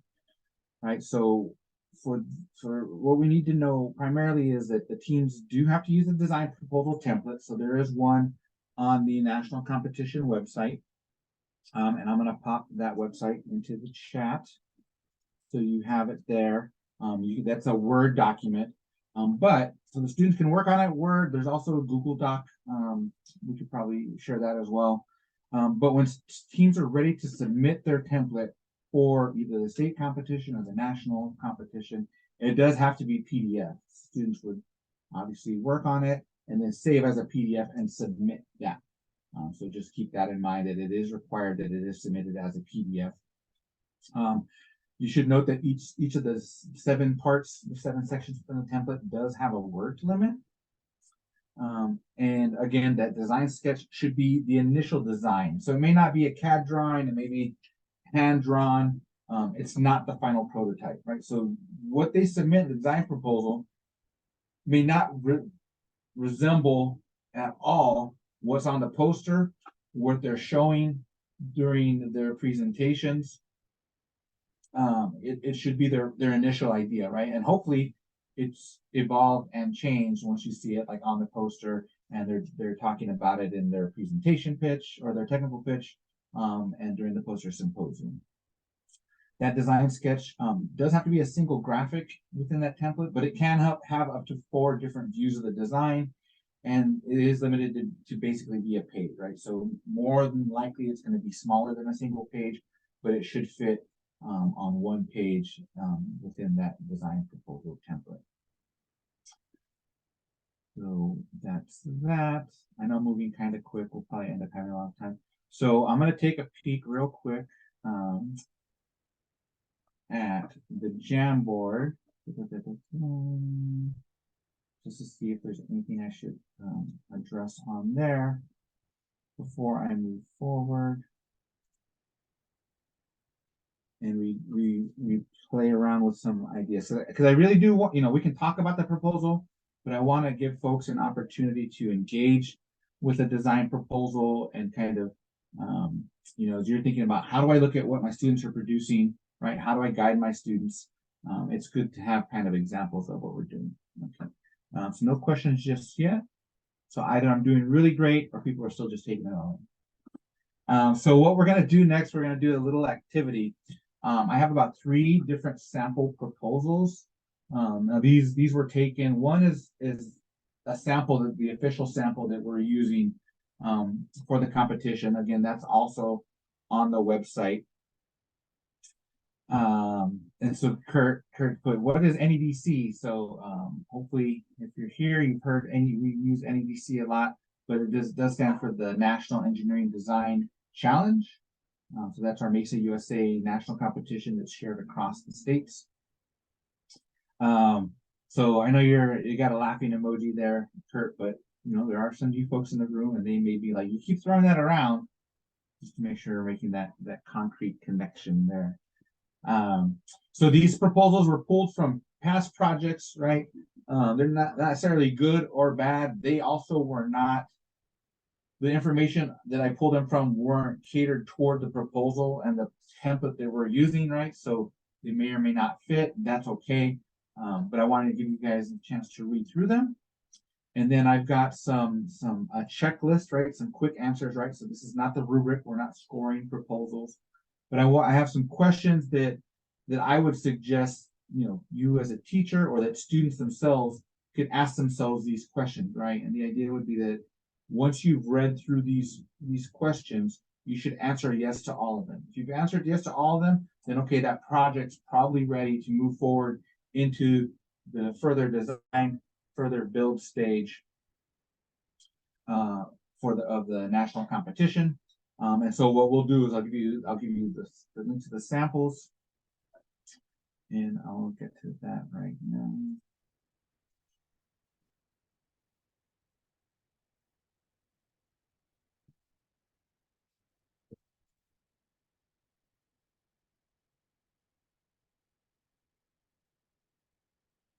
And that way you could view those. I'm gonna pop that into the chat. So there's 3 design proposal samples in there. And as far as the questions you're gonna ask yourself, so take a few minutes, review them. You're gonna ask these questions, right? Number 1, does the project clearly identify an inequity to be addressed, right? They might hint around it, but we really want to understand, like, do you as a reader know exactly what the inequity is that they want to address? Does the proposal clearly identify who the primary users of the project were going to be? And does it clearly identify what their needs are, right? Do they really know who they're serving and what would best help these users? Number 3, does the proposal include a specific list of goals for the project? So now they've identified inequity, they know who they're going to serve with it and what the needs are. Now they've created a list of goals based on that information for their project, right? And then the proposed solution that they have, does it address that inequity and does it meet those user needs, right? So they've set their goals, they've come up with an idea. Does the idea fit with what they've said? Number 5, does it have a coding element that is an essential part of the design, right? That's a big part of the national competition specs, is that a coding element has to be at the heart of the design the students bring to competition. And then number 6 is just kind of a, you know, like that check-in with yourself, or, you know, how do you feel about it? If you were personally funding this project, would you, right? Would you be like, wow, this is amazing. I'm writing you guys a check because I believe in this project that much. And so these are kind of like these 6 questions, again, not specifically tied to the rubric. These are just maybe things to kind of help vet projects as they're kind of going through this stage. So those are your 6 questions.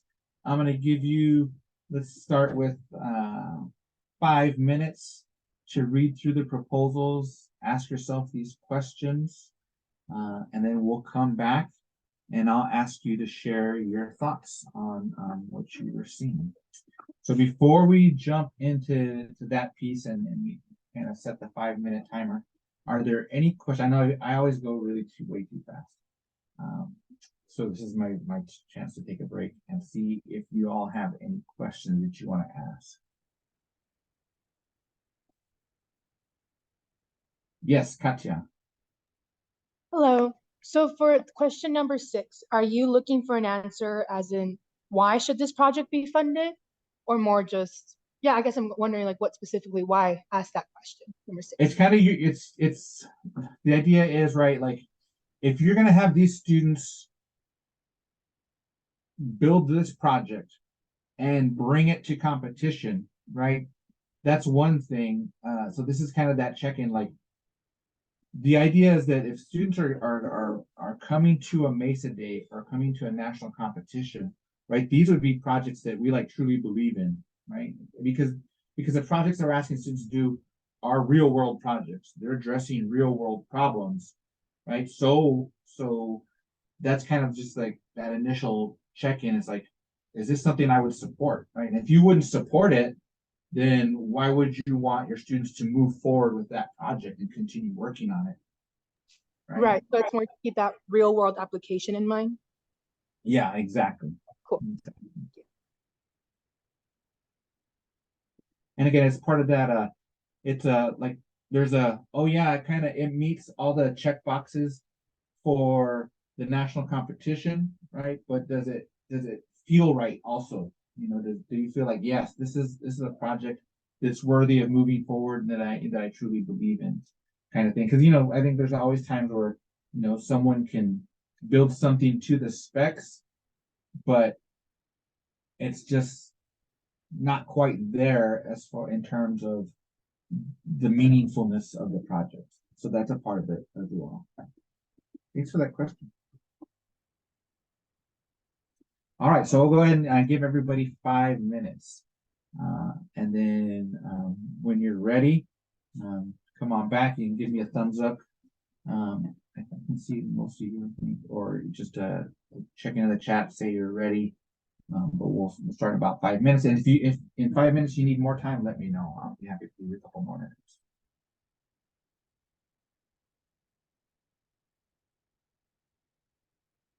Oops, too early.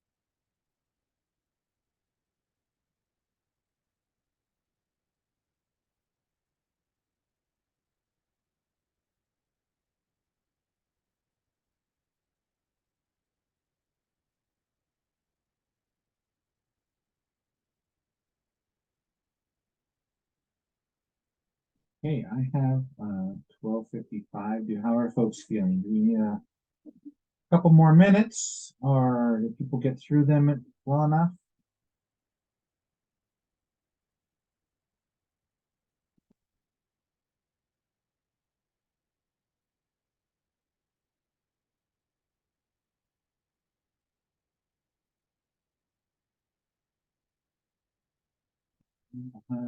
I think folks might need a couple more minutes, so I'm going to go ahead and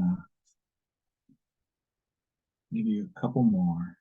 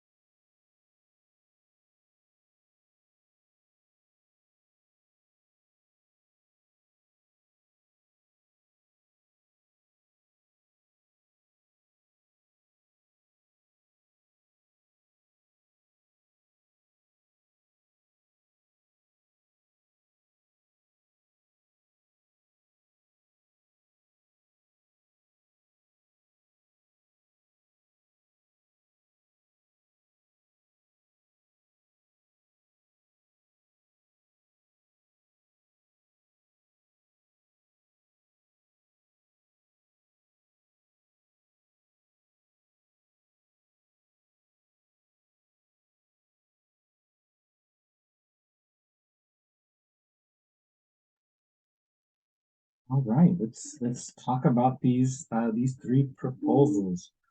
So if we're looking at design proposal number one, that is the Biddle Products Smart Spoon and Smart Liquid. Anybody want to kind of chime in on their thoughts about this proposal and how it went against the checklist? Yes, I will. You should be able to see the link if you scroll up a little bit, but I'll post it again. For one, I did like the idea how they used her up here. What I did not like is all the materials or all the equipment that was going to be required for the project or prototype that they were trying to produce. Okay.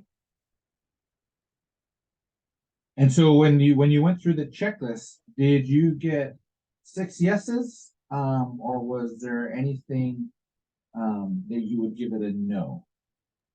Yeah, like I said, I was going down the list and I had maybe like, for example, number 6, I wouldn't, if they were to modify it and create something with less equipment or less, because I saw that it was like 2 items. Like if it was instead of 2, it was just 1. I think that would be, I would fund that if that was me. Yeah. Great. All right. Thanks. Anyone else have thoughts on proposal 1?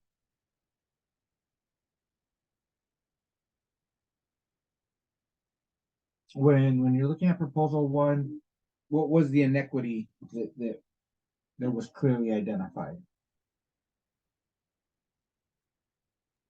That student that couldn't eat, the blind student that couldn't find this one couldn't find where the food was at. Right, right. And then one thing, so I'll mention this real quick too. When we're thinking about inequity, sometimes people are like, well, what does really inequity mean, right? So the kind of just a quick definition that I use, right, is just kind of a lack of fairness or justice, right? When the system that you have to operate within is unfair or unjust for certain people.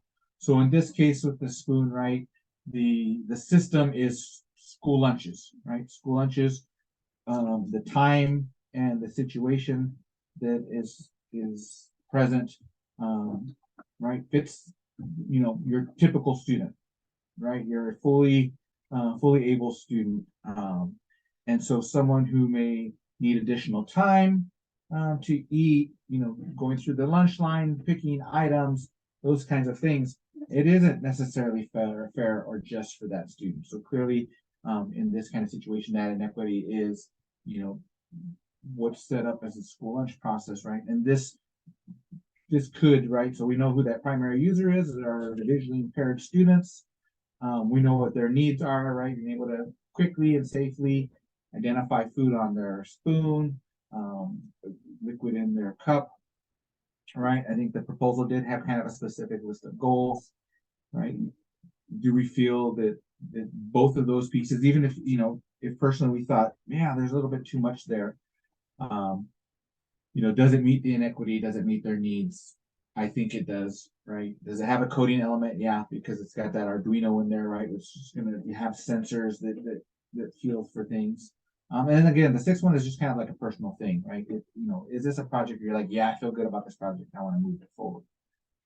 So yeah, I think, proposal one was clearly one that we would probably meets all the check boxes, and we could then move on to the next stage of actually starting to kind of build something out. And again, that might change, right? And some of the feedback would be like, hey, maybe you guys want to just focus on one thing, right? Of course, it's a student's project, so if they're really committed to doing both pieces, that's something that can be worked through in the design process, right? Maybe they find out they don't have enough time, or it's too hard to do two things at once.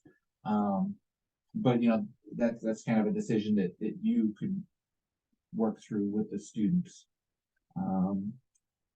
Trevor shared that proposal one was the only one that met all of the items on the checklist. Okay, that's great. Thank you for that. Would you like to share more? Does anybody want to share a little bit? Let's move on to proposal number 2. Does anybody want to share their thoughts on that? Did it hit all the check marks? If it didn't hit, I'd love to hear from folks. If it didn't hit one of those check marks, if you're a no on any of the questions, let me know what your thoughts are. Why you felt that was a no. And then we're looking at number 2. Number 2 was the smart home, or the homes for the homeless people.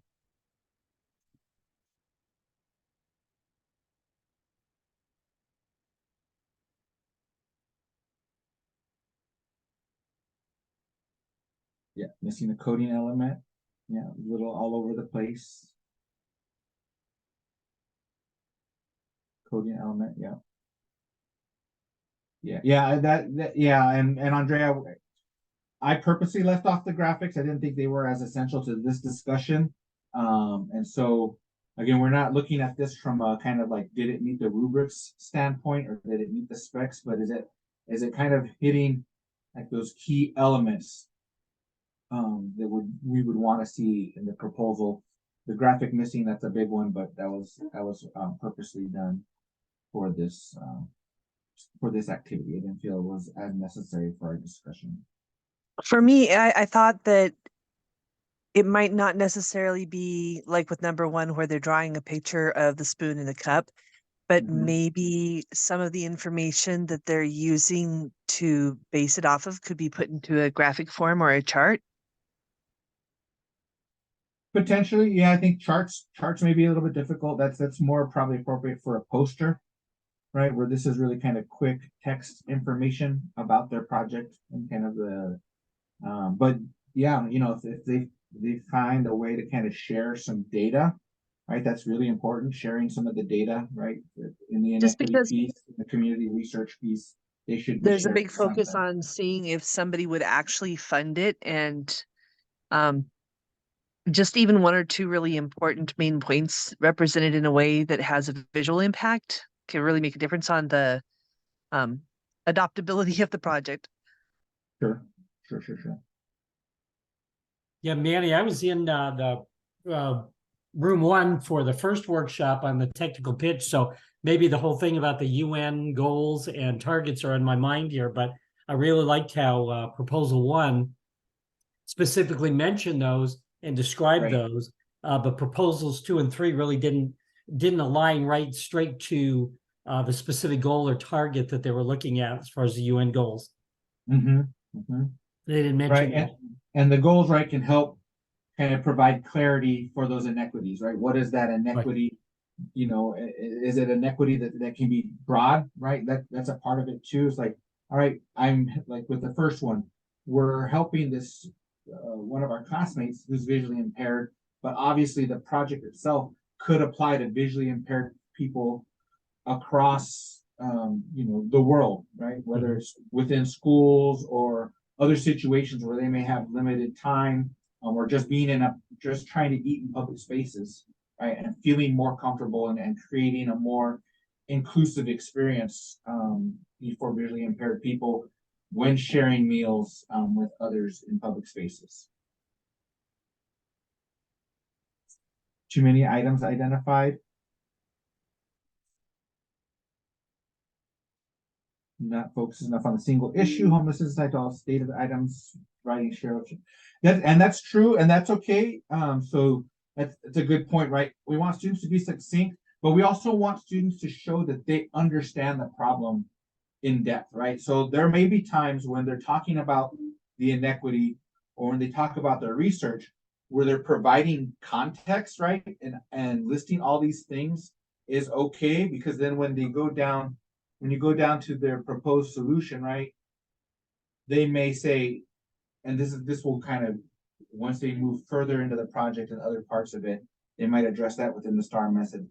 Like, we understand that this is the situation, right? And that's what we want. We want students to have a deep understanding of the situation, the inequity, what the users are facing, but they may only design a solution to address what they can, right? And sometimes the user's needs, they have to pull out the ones that can be addressed by something that has that coding element. But as we all saw with this one, the biggest piece that was missing was that coding element, right? Great idea, right? Homelessness is an inequity, right? The lack of housing for all individuals is a gap in the system, right? It's an unjust part of the system that we live in, right? The primary users are the people facing homelessness. So, those are yeses. Maybe we want them to be a little bit clearer on that, but as far as kind of like, is it a yes? Sure. Does it have a list of specific goals? Kinda, right? But I think that's one of those areas where students, they could have given us more, right? So you may say, oh, you need to go back and really like work through these goals a little bit more. I want to see some more concrete things, right? And then with the solution, does it meet, does it address the inequity? I think, it does. That it meets some of the user needs, sure. But then of course that big glaring one, right, is, does it have the coding element? No, I don't see that part here.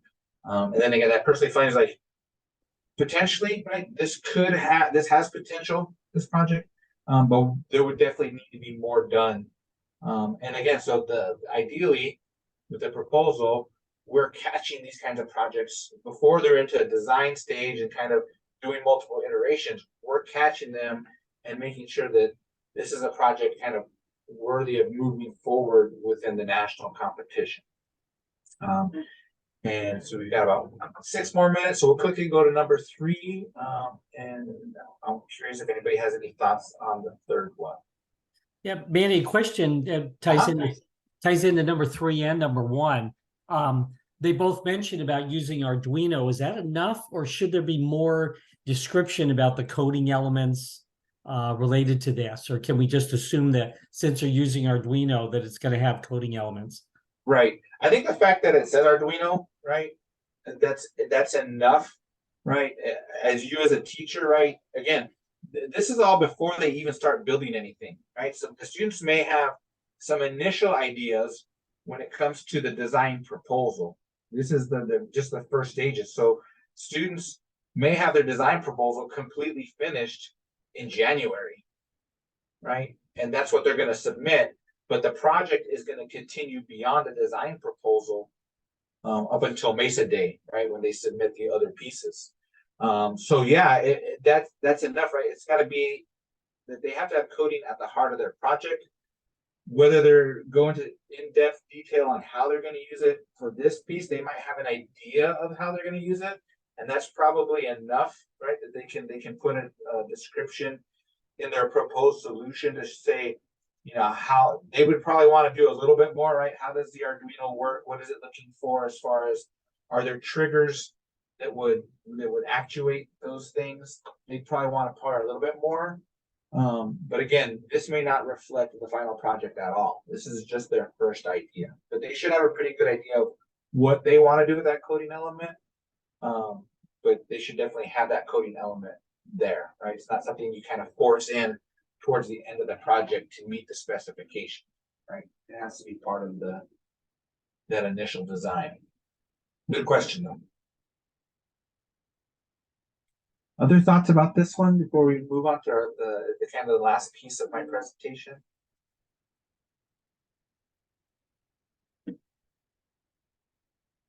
Oops. Go back. Okay.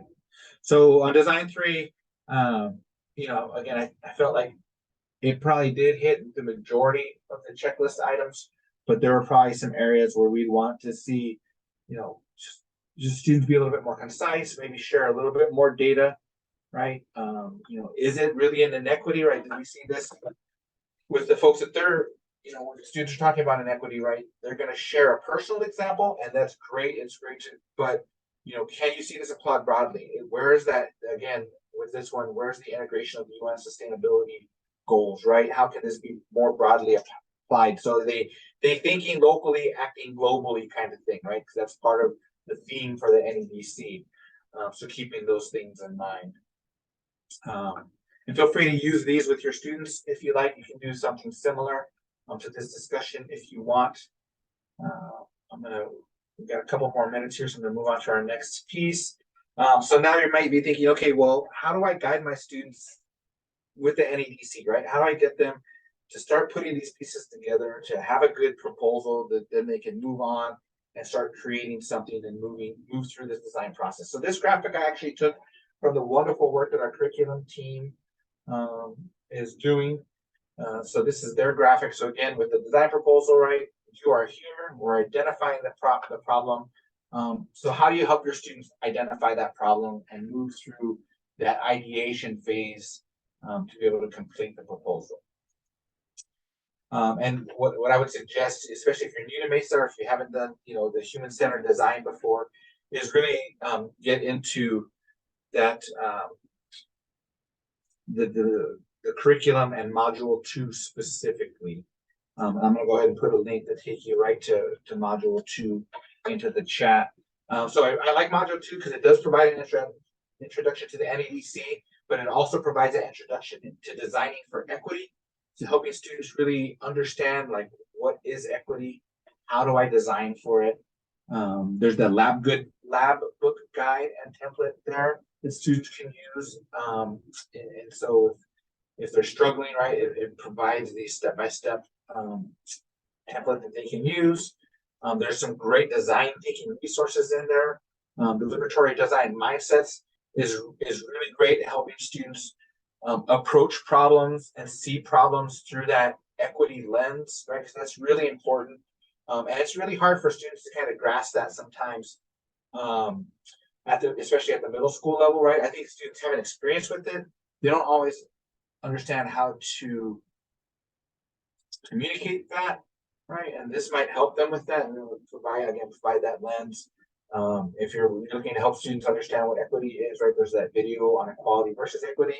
And then there's the design for equity template. So there's, again, a tool that students could implement to kind of work through that process if they're struggling with a little bit. And then there's some great information on the UN Sustainable Development Goals, which I think we've been kind of talking about and integrating, but now it really is a part of the competition, and students should be addressing directly what part of the Sustainable Development Goals have influenced or are integrated into their project. And so if you're looking for resources on how to integrate that, that's there. So I think, well, that puts me right at the end of our time. But I'd be happy to answer any last minute questions if anybody has any. And of course, again, if you put any into the, I'll stop sharing my screen. Any quick questions before we move to the closing? Thanks for being here again. Appreciate everybody staying through to the end.